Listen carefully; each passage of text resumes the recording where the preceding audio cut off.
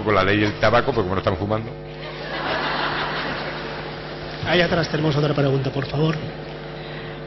Vamos a ver, esta pregunta ha venido por internet, sobre los niños con necesidades educativas especiales. Entonces preguntan, en el caso de niños con hiperactividad, niños con impulsividad, con alguna patología, ¿qué porcentaje pueden tener posibilidad de delinquir? ¿Y cuál es el tratamiento de la justicia en general con ellos, y la suya en particular?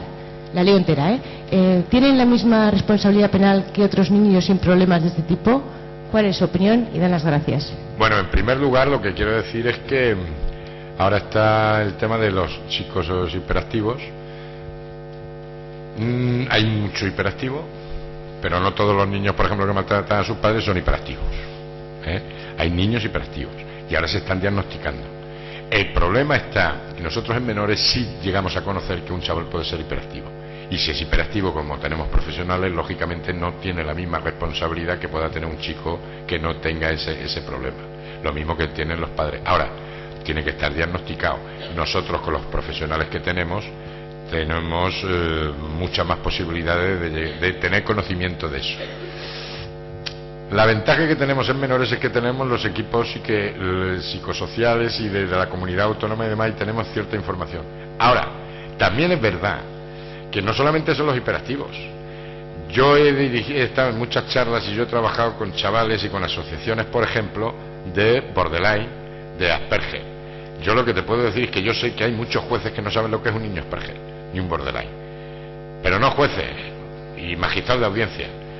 Y como ahora lo conocí yo hace relativamente poco, y porque me dedico al tema de menores y demás, pero yo muchas veces me pregunto a cuántos Asperger habré metido en prisión, o a cuántos borderline habré metido en prisión. Entonces nos tienen que decir que hay un tratamiento específico. Ahora, no todo niño que es delincuente o que comete delitos, no todo niño que maltrata a sus padres es hiperactivo. Ahora, que hay niños hiperactivos, que hay niños Asperger, que hay niños tal, y que lógicamente al tener conocimiento de esa situación se moldea y se madura y se valora la responsabilidad, y por supuesto no es igual. Continuamos con las preguntas por internet. Esta es más que una pregunta, ya es algo más. Dice: soy director de un colegio de más de 1.500 alumnos de grandes dimensiones. Dice: no se puede controlar todo en un centro así, ni todas las grabaciones que pueden hacer y colgar. La duda del juez ante el colegio y su falta de confianza hacia la búsqueda del bien del centro por el niño es la misma que en ocasiones muestran los padres. Y vuelvo a preguntar: ¿cree que esta actitud de falta de confianza hacia el centro favorece la educación integral del chaval?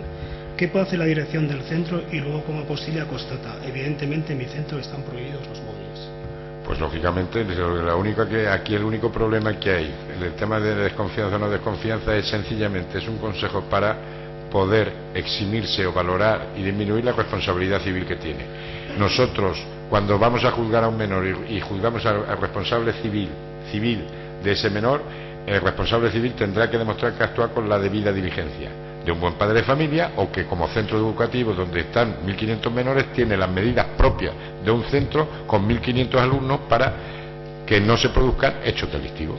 Y habrá que valorar individualmente en cada caso concreto qué postura tiene el centro y qué medidas tiene para valorar su responsabilidad. Por ejemplo, lo que quiero decir es que si en su centro están prohibidos los móviles, lógicamente tiene cierto punto ganado, en el sentido de que si se produce algún hecho delictivo de carácter de estos de grabaciones y tal, él no le podemos exigir que él abra 1.500 mochilas. Él ha adoptado una medida suficiente, creemos adecuada, y se valora que más no se puede pedir. Ahora, imagínese que, por ejemplo, que ese centro establece en el recreo un educador para 500 niños nada más, o un profesor para 500 niños, y se produce un accidente de un niño que le pega un golpe a otro y lo mata. Pues lógicamente no es normal que un profesor o un educador controle a 500 niños. A lo mejor se establece una ratio de no sé cuántos por tantos chavales. Eso puede ser una imprudencia. Entonces, se piden respuestas de forma general para casos generales, y en justicia hay que tratar de forma individual todos los casos individuales, y habrá que estudiar en cada caso concreto la responsabilidad tanto de los padres como del centro, con arreglo a lo que se ha producido. Pero no podemos, siempre se pretende eso, y en justicia, en derecho, lo más importante es individualizar. Todo depende del caso concreto, con lo que ha sucedido y las pruebas en caso concreto. por desgracia no podemos dar soluciones a todo el mundo. Hay más casos concretos. Estos son de unos padres preocupados por la relación con sus hijos. Dicen: ¿qué les dirías a unos padres que manifiestan que no pueden con sus hijos? Estamos hablando de niños de 10, 12 años. Pues que como no se tomen carta en el asunto, lo pongan en manos de profesionales y tal, cuando tengan 15 años los van a matar a los padres. Es decir, que tienen que intervenir ya, tienen que asesorarse, tienen que tal, porque si no se van a encontrar con niños maltratadores en su casa y van a ser los cheris de la casa. Si no pueden con 8 o 10 años, cuando tengan 15 años, ¿cómo van a poder? Se pongan en manos de profesionales ya mismo y que actúen ya. Hay otros padres que buscan soluciones. Dice: ¿qué podríamos hacer los ciudadanos para apoyar y que salga adelante el pacto por el menor que has mencionado tú? Pues primero que se enteren los políticos, segundo, pues concienciar a los políticos y tercero que los redactores del Estado pues se sienten a ver el asunto, el tema, pero yo creo que lo importante es sensibilizarnos nosotros de que es necesario y luego ya por los políticos que tomen cartas en el asunto, pero lo importante es ver y no mantener esa doble. Yo, por ejemplo, cuando digo que es una barbaridad que una chica de 16 años pueda abortar sin conocimiento y que no pueda comprar tabaco, o que para prestar declaración vaya y todo el mundo me dé la razón, y después, sin embargo, cuando sale la ley y todo el mundo da la razón a las leyes que aplicar, pues es una doble moral. Entonces, pues pues si no nos ponemos de acuerdo la ciudadanía, ¿cómo vamos a...? Entonces, yo cuando digo estas charlas, todo el mundo parece que me da la razón, pero y luego cuando salen otra serie de disposiciones, pues también da la razón. Pues yo ya no sé. Entonces, primero aclararnos nosotros. Yo lo tengo muy claro, pero conoce que la gente no lo tiene tan claro. Entonces, no lo sé si es que es el doble lenguaje o lo que sea, pero a mí me preocupa mucho que una cría de 12 años, la pastilla del día después, me preocupa mucho las relaciones sexuales, me preocupa mucho el tema del alcohol, me preocupa. Todo el mundo me da la razón, pero después se conoce que... Y los políticos también cuando me oyen me dicen todos que bien, Emilio, que bien, pues, coño. Y cuando vamos a y tienen que votar, no, entonces no lo sé. La doble moral, quizá. ¿Alguna pregunta más? Alzar la mano con claridad, por favor. Te voy a hacer yo una pregunta entonces, que no es tanto de leyes ni tan concreta, sino al hilo de lo que has comentado tú. Yo he visto que en tu ponencia había una concepción filosófica un tanto negativa, ¿no? Y piensas que los padres están trabajando como los educadores a la defensiva, sobre todo en una sociedad en crisis, que es desde luego un rasgo que nos puede definir. Yo creo que ahora mismo estamos actuando todos a la defensiva por culpa del sistema que hemos diseñado y por culpa mucho a los abogados.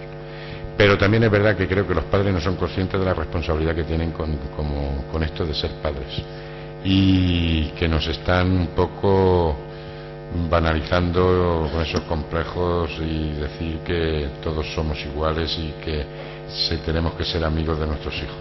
Los padres no son conscientes de la responsabilidad que significa ser padre y que ahora, por desgracia, tenemos que actuar a la defensiva como padres. Y yo, por ejemplo, le estoy proponiendo a las compañías de seguros que cambien la póliza de seguro del hogar y que aumenten 100 euros o 150 euros y que me cubran las posibles responsabilidades de los hechos que pueda cometer mi hijo, porque en cualquier momento me pueden sentar en el banquillo acusado de una cosa que haga mi hijo. Y que por el otro lado el legislador me está desautorizando y sin embargo el juez me va a sentar en el banquillo reclamándome 10.000 euros o 15.000 euros porque mi hijo se ha ido una noche de juerga. Entonces hay que actuar a la defensiva. Pero yo creo que es el péndulo. Hemos pasado de un extremo al otro. Tenemos eso, no tenemos término medio y la virtud estará en el término medio. Yo creo que yo he tenido complejos de joven democracia. Aquí parece que todos hemos mamado la democracia. Yo no he mamado la democracia. Yo tengo 55 años y cuando se murió Franco yo tenía 18 años y con 18 años hacía mucho tiempo que yo había dejado de mamar. Luego yo no he mamado la democracia y yo tengo muchos complejos, que era lo que le decía al amigo alemán.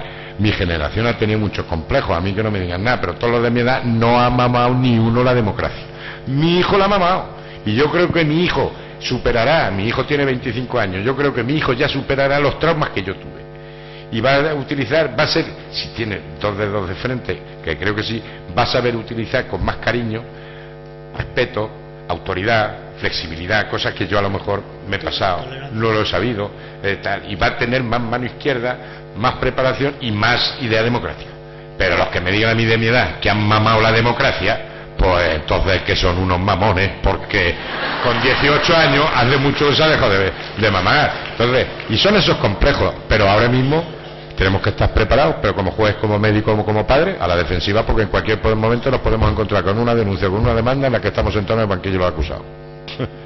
Pero vamos, como psicóloga, como política, como juez, como médico, como padre, ahí están los abogados del otro lado sacando los dineros.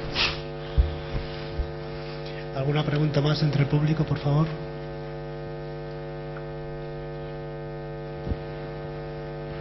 Perfecto. Hola, buenas tardes. Quería preguntar, bueno, ahora por todo lo que se está hablando aquí, parece que está un poco delimitado los problemas nuevos que están surgiendo debido a, pues eso, a los cambios que ha habido en España, ¿no? Y en estos momentos ya que se conocen los problemas y se ve por dónde va a ir la situación, ¿no sería el momento adecuado para empezar a poner mecanismos para frenar eso y ayudar a los que tienen que resolver, a los responsables, para que puedan afrontarlos? Por supuesto que sí, pero cuando te dicen los políticos que están preparando el libro blanco del 2020, pues apaga y vámonos. Y ahora lo que interesa es gastar poco petróleo, o sea que, y salir de la crisis. Entonces, yo lo único que veo bueno que ha pasado de la crisis es que los niños han vuelto al colegio. Pero también es verdad que tú ahora mismo, por ejemplo, es una satisfacción encontrarte un salón lleno de problemas, de preocupaciones.